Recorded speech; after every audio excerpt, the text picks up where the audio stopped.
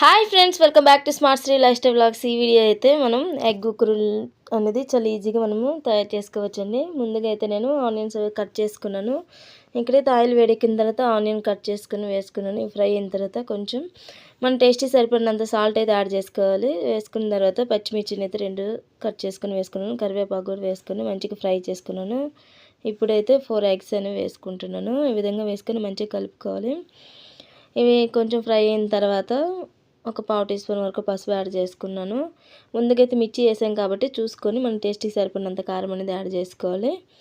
చేసుకున్న తర్వాత కొంచెం ధనియా పౌడర్ కూడా యాడ్ చేసుకోవచ్చు. చేసుకున్న తర్వాత కొత్తిమీరతో అయితే ఈ విధంగా గార్నిష్ చేసుకున్నాను.